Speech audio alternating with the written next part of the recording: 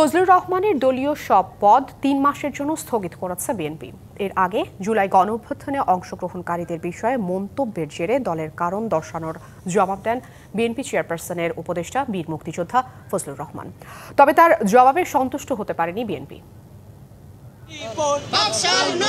সম্প্রতি জুলাই অভ্যুত্থানে জড়িতদের কালো শক্তি ও রাজাকার বলায় বিএনপি চেয়ারপারসনের উপদেষ্টা ফজলুর রহমানের শাস্তির দাবিতে দেশের বিভিন্ন স্থানে বিক্ষোভ করে ছাত্র জনতা।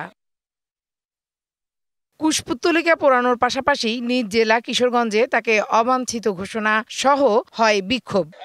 নায়াসিনামাইড ও স্যালিসাইলিক সমৃদ্ধ লিলি ফেস ওয়াশ যা ফেসের ডেড স্কিন সেল দূর করে দেয় দ্বিগুণ ফাস্টার ব্রাইটেনিং। রাজধানীতে ফজলুর রহমানের বাড়ির সামনে অবস্থান নিয়েও চলে স্লোগান, বিক্ষোভ। দল থেকে বহিষ্কারের দাবিও তোলেন বিক্ষোভকারীরা। আমি মনে করি অপমৃত্যু তো আমার। পরে সোমবার সুপ্রিম কোর্টে সংবাদ সম্মেলনে পরিবার সহ নিরাপত্তাহীনতায় আছেন জানিয়ে তার বিরুদ্ধে মব সৃষ্টির অভিযোগ আনেন।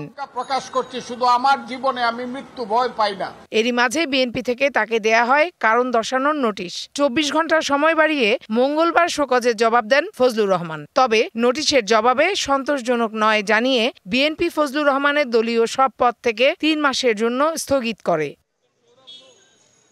Farhana Juthi, DBC news, Dhaka.